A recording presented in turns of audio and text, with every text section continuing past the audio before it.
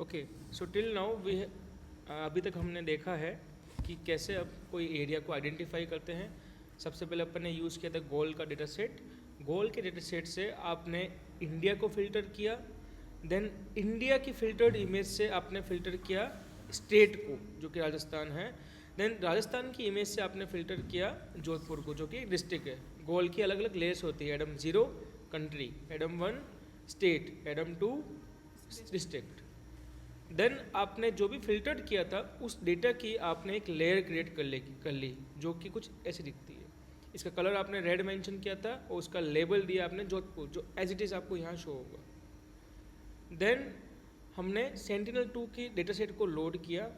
Load करने के बाद में उसको हमने रीनेम किया विद S2। पहले इसका नाम था इमेज कलेक्शन, उसको आपने रीनेम कर दिया S2 में। ठीक है, अब जो सेंटिनल-2 का डेटा सेट है वो आपका आ रहा है 2017 से लेके आज तक के date. Huge amount of data है आपके पास, राइट। अपन को सारा डेटा नहीं चाहिए, अपन को उसमें फिल्ट्रेशन करनी पड़ेगी। तो अगर आप इस लाइन को ध्यान से देखो तो यहाँ पे आप क्या कर रहे हैं, यहाँ पे आप S2 को फिल्टर कर रहे हैं डेट से।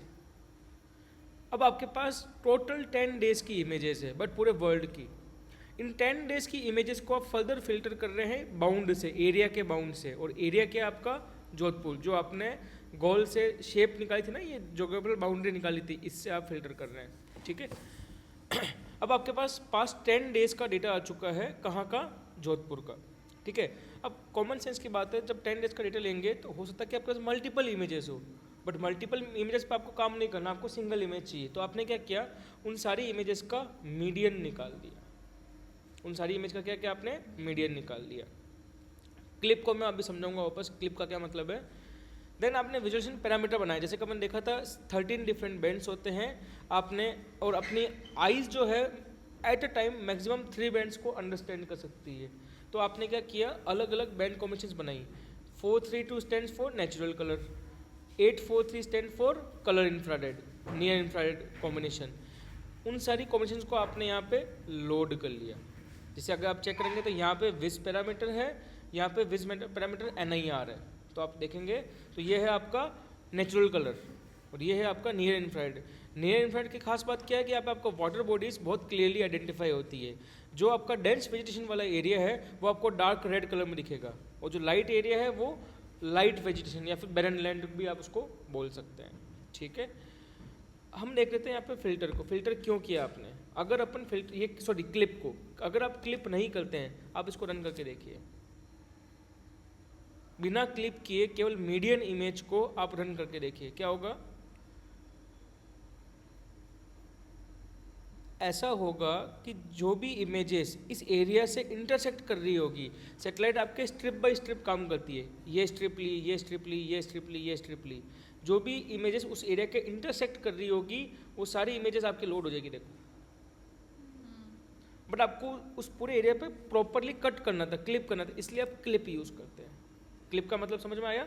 ठीक है, फिर हमने देखा कि हम अलग अलग एरिया की ट्रेनिंग कैसे करते हैं। जैसे अपने अलग अलग क्लासेस बनाई थी, जैसे ये आपने बनाया वाटर, फीचर कलेक्शन डालना नहीं भूलना है, क्लास 0, क्लास की प्रॉपर्टी भी चेंज नहीं होगी। एक मिनट के लिए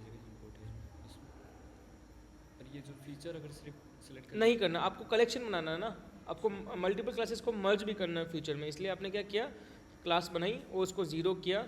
देन आगे आपने वेजिटेशन लिया, क्लास 1, क्लास सेम रह रहा है, बस वैल्यू चेंज हो रही और कलर्स चेंज हो रहे हैं। ठीक है, अभी आपके पास ध्यान, जैसे ही आप ये क्रिएट करते हैं ट्रेनिंग सैंपल्स, तो आपके पास ये 4 वेरिएबल्स क्रिएट हो गए। जो आपने यहाँ मेंशन किए थे एज इट इज़ वो सैंपल्स आपके यहाँ पे क्रिएट हो गए, वाटर, वेजिटेशन, बैरन और अर्बन। ये अलग अलग ट्रेनिंग डेटा है। अब हम जो कोड लिखेंगे वो क्या करेगा, वो सारे ट्रेनिंग डेटा को, अलग अलग जो ट्रेनिंग डेटा है उसको कर देगा मर्ज। कैसे, where training data equal to water dot merge vegetation. Sequence matter नहीं करती, कैसे भी मर्ज कर सकते, कोई फर्क नहीं पड़ता। Dot merge barren dot merge, like this. जब आप इसको प्रिंट करेंगे, प्रिंट भी काम करता है और कंसोल लॉग भी काम करता है, दोनों चीज़ों से आप कर सकते हैं, सेम फंक्शनिंग है इनकी।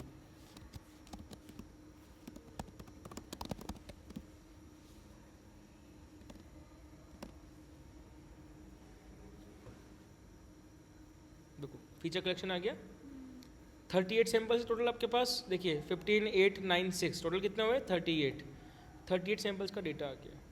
और ये क्या है, ये सैटेलाइट की ट्रेनिंग इमेज नहीं है, ये केवल जियोग्राफिकल पॉइंट्स है। क्या है ये, जियोग्राफिकल पॉइंट्स है, ये इमेज नहीं है। मशीन लर्निंग क्या बोलती है कि आपको कुछ भी क्लासीफाई करना है तो आपको सुपरवाइज मशीन लर्निंग बोलती है कि आपको ट्रेनिंग डेटा देना पड़ेगा, आपको सैंपल्स बताने पड़ेंगे, ये इस कैटेगरी से बिलोंग करता है, ये इस कैटेगरी से। यहाँ पे तो आपने केवल पॉइंट्स लिए, पॉइंट है उनकी क्लास है कि भाई अगर ये जियोग्राफिकल पॉइंट है तो इसका मतलब है क्लास 0, क्लास 0 मतलब वाटर। इस तरह से आपने अलग अलग पॉइंट्स लिए यहाँ पे, इसका ये मतलब नहीं कि ये इमेज है। आपको इन पॉइंट्स को यूज़ करके एक इमेज क्रिएट करनी है। वो इमेज कैसे क्रिएट करेंगे, सिंपल है, वर्ड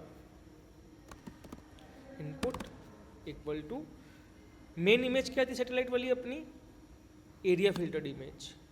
इसको आप करेंगे area filtered image dot sample reason.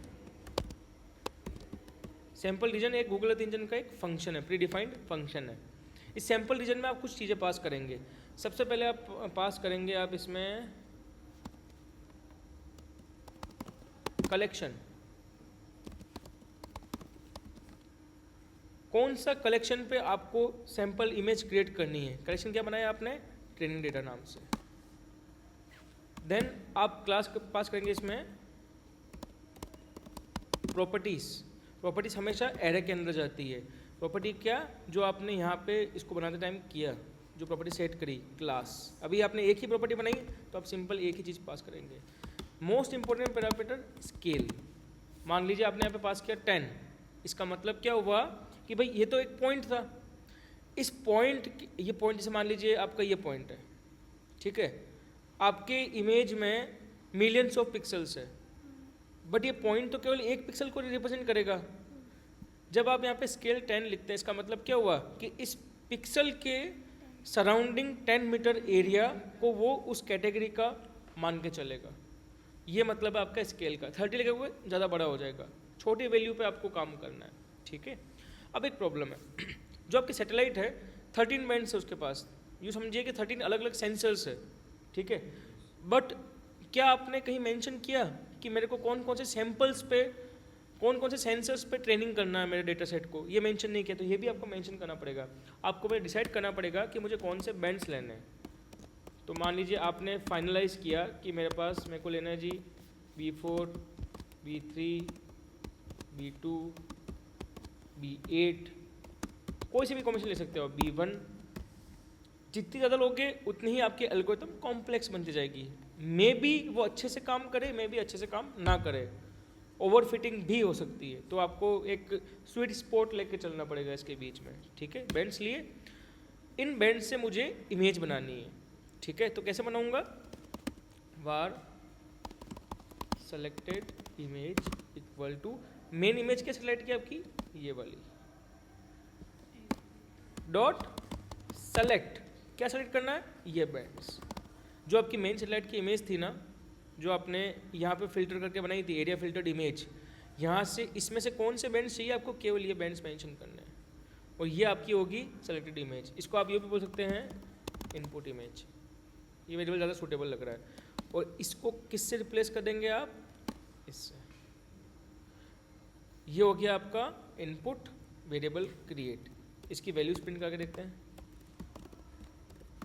Print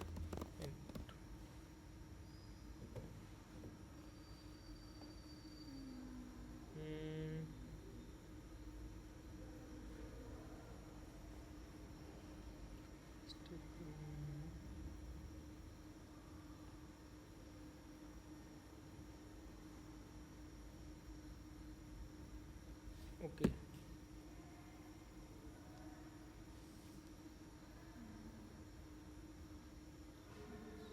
sample regions mistake करी थी अपने यहाँ पे, ये सैंपल रीजन्स है, नॉट सैंपल रीजन।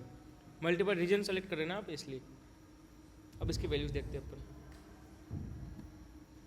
देखिए रैंडमली किसी को भी ओपन करूँगा। अब पहले देखा, पहले केवल पॉइंट था, अब उस पॉइंट के करस्पॉन्डिंग जो भी आपने बैंड सेलेक्ट किए, हर एक बैंड की एक यूनिक वैल्यू यहाँ पे मेंशन होगी।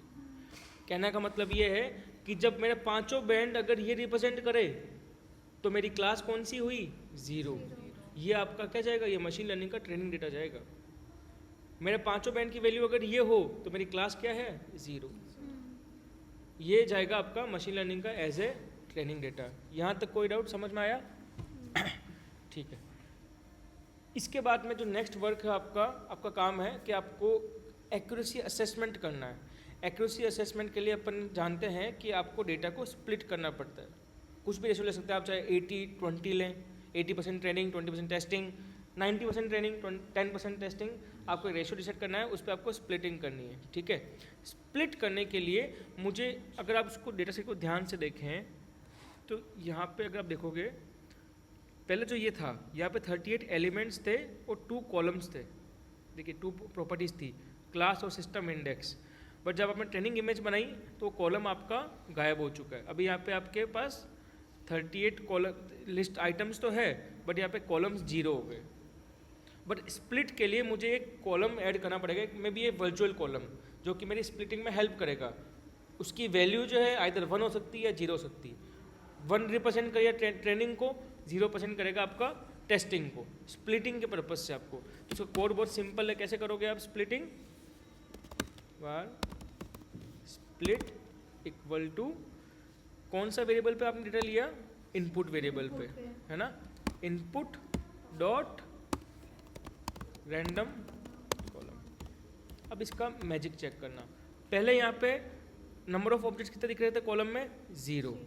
अब मैं इसको प्रिंट करके देखता हूँ। प्रिंट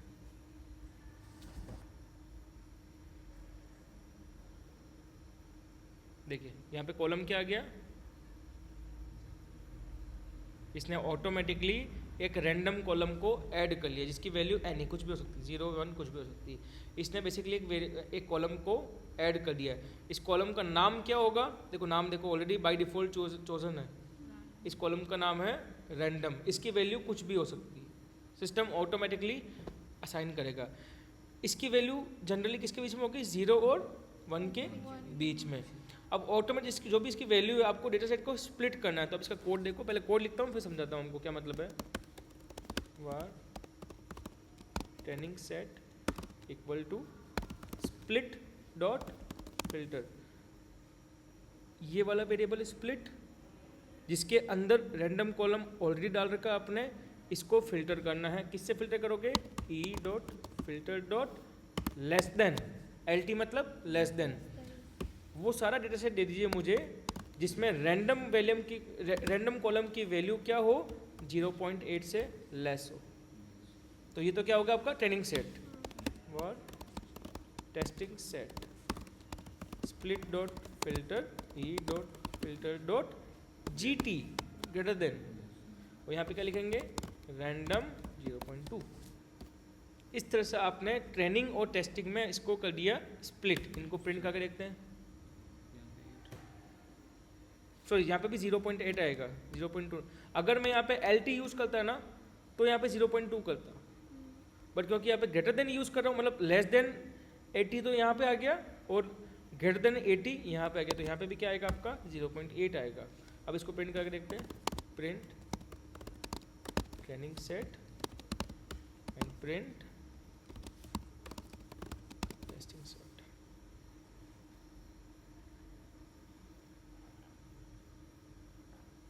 देखिए 38 था, 80-20 स्प्लिट किया, 33 इसमें रह गए, 5 इसमें रह गए। इसको 7 करके देखो, 70-30 स्प्लिट।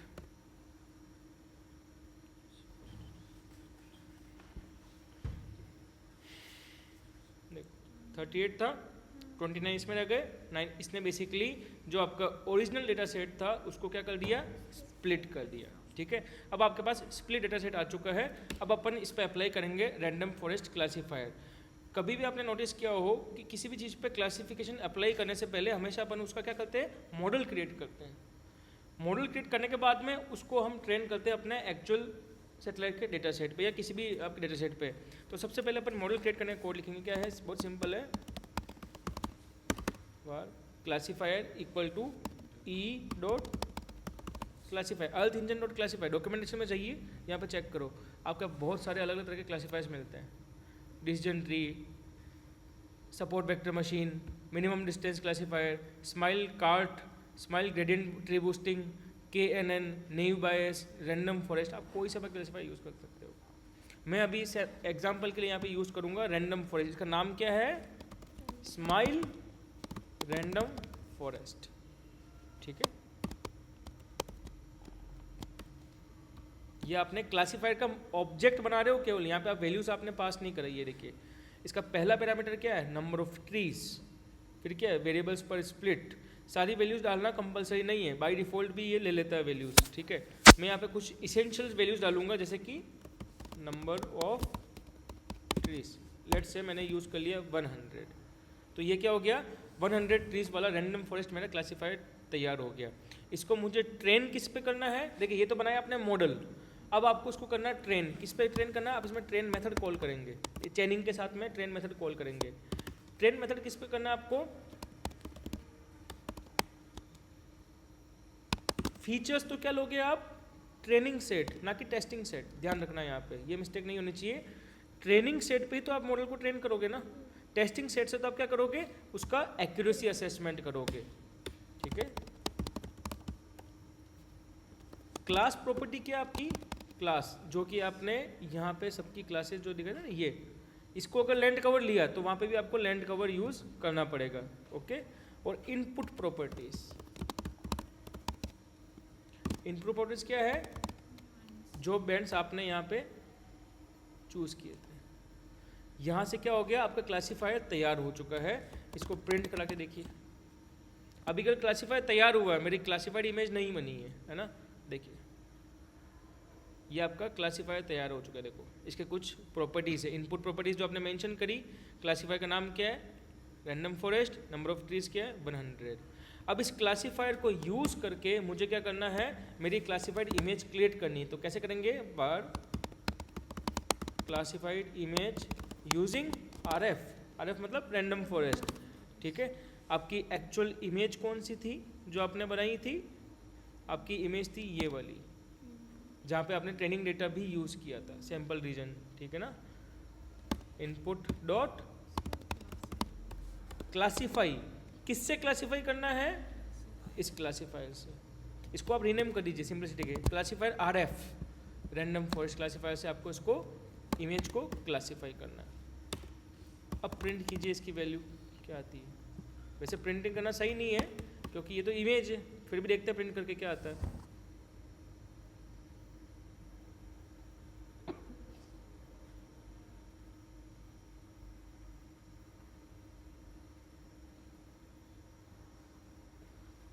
एक मिस्टेक करी अपन ने, यहाँ पे अपन ने किसको क्लासीफाई कर दिया? इनपुट को।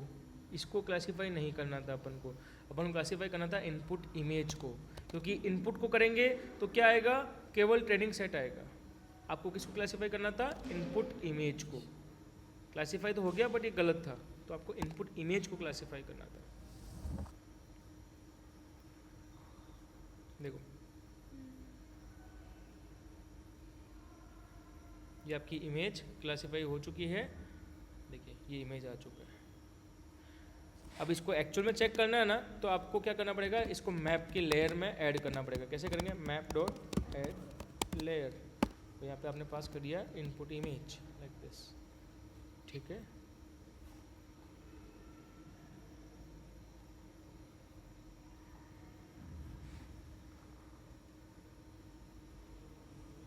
यहाँ पे एक लेयर आपकी ऐड हो गई। इंटरेस्टिंग, लेयर तो ऐड हो गई, बट ये ग्रे क्यों है? लेयर तो ऐड हो गई बट ये इमेज आपकी ग्रे क्यों आ रही है?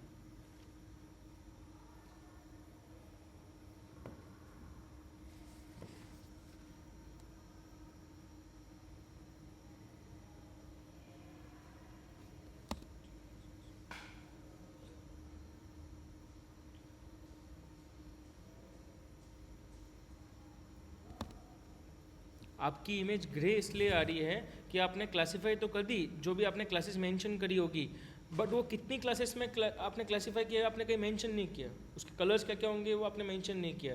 इसलिए अपन क्या किया, ये छोटा सा कोड लिखेंगे इस तरह से,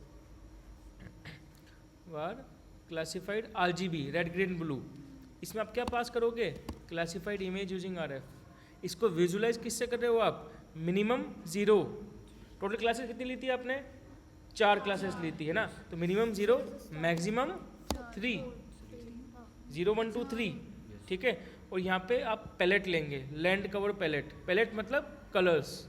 एक और वेरिएबल में क्रिएट कर लूँगा कलर्स के लिए, इस तरह से, ठीक है, लैंड कवर पैलेट। अब इन कलर्स को मैं अपडेट करूँ, जैसे मैं यहाँ पे वाटर को किससे रिप्रेजेंट कर रहा हूँ? ब्लू कलर से। लाया मेरे इस सैंपल में ही नहीं। वेजिटेशन को मैं किससे रिप्रेजेंट कर रहा हूँ? इस कलर कोड को मैं अपडेट कर दूंगा यहाँ पे। बैरन को मैं किससे रिप्रेजेंट कर रहा हूँ? इस कलर से। और लास्ट में क्या है मेरा? बिल्टअप। बिल्टअप को किससे रिप्रेजेंट कर रहा हूँ मैं? इस कलर से, ठीक है। अब यहाँ पे मैं क्या पास करूँगा? यहाँ पे क्लासिफाइड इमेज यूजिंग आगे की जगह मैं यहाँ पे ये पास करूँगा, ओके। अब मैं इसको करता हूँ रन।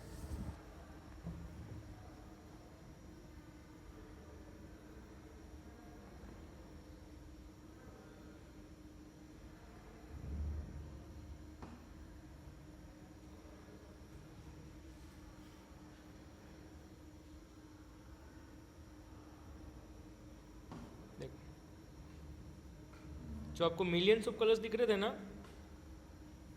वो किस में डिवाइड हो गए? केवल मैक्सिमम 4 कलर्स में आपके डिवाइड हो चुके हैं। आउटपुट खराब आ रहा है, मेरा ट्रेनिंग अच्छा नहीं है। आउटपुट कभी भी खराब आ रहा है ना, इसका मतलब क्या? आपकी ट्रेनिंग सेट अच्छा नहीं है। ट्रेनिंग सेट अच्छा लो, आपका आउटपुट 100% अच्छा आएगा। ये देखिए,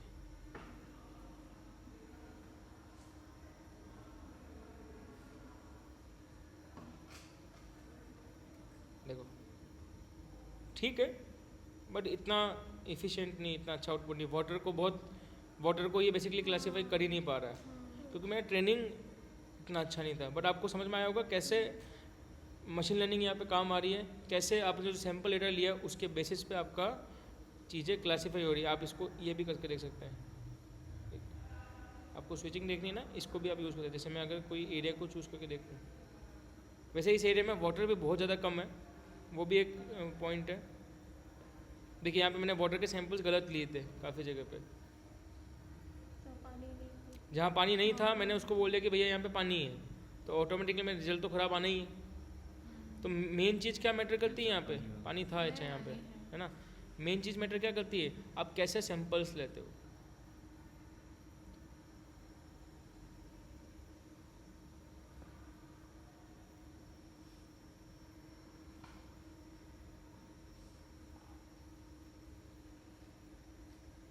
और इसने एक्चुअल में देखो बिल्कुल परफेक्टली क्लासीफाई किया। ध्यान से देखो तो जो वाटर था उसने इसको वाटर ही बताया है।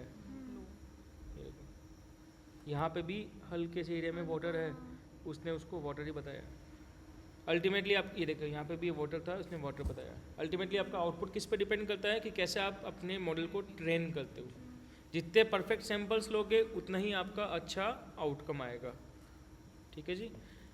इसके बाद में एक्यूरेसी वैसे बहुत इजी है निकालना, मैं आपको डायरेक्टली कोड ही समझा देता हूँ। ये कोड कॉपी कर लेते हैं इसको।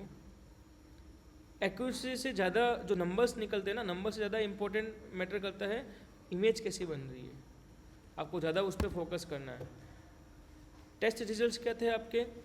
Test set. आपका टेस्ट सेट क्या बनाया था आपने? यहाँ पे देखिए 2 सेट में डिवाइड किया था ना, टेस्टिंग सेट।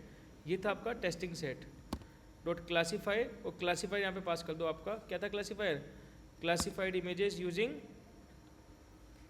RF। ये क्लासिफाइड बनाया था ना आपने वेरिएबल, जो मॉडल बनाया था, मॉडल की वैल्यू आपने पास कर दी, ठीक है। फिर आपने कन्फ्यूजन मैट्रिक्स क्रिएट कर दी, किससे? टेस्ट रिजल्ट से। कैटेगरी का नाम क्या था? क्लास। इसको रन कीजिए। आपकी पूरी जो एक्यूरेसी होती है ना मशीन लर्निंग में, जो एक्यूरेसी यूज़ करते हैं, वो सारी एक्यूरेसी के रिजल्ट यहाँ पे दिख जाएंगे। वापस बोल रहा हूँ, इससे ज़्यादा इंपॉर्टेंट क्या चीज़ है कि आपका इमेज कैसे बन रही है। देखिए एक्यूरेसी बहुत कम है, 77% एक्यूरेसी आई, बट मैटर क्या करता है? आपकी इमेज। एक्यूरेसी अगर 99 के आसपास आ रही है वो ख़राब चीज़ है, मतलब आपका मॉडल ओवरफिट कर रहा है, ठीक है। आइडियल जो स्वीट स्पॉट होता है, ऐसा कोई रूल नहीं है 80% भी किसी मॉडल के लिए बहुत अच्छी हो सकती है, पर स्वीट स्पॉट मान के चलो तो आपका है 85 to 94 93 के आसपास।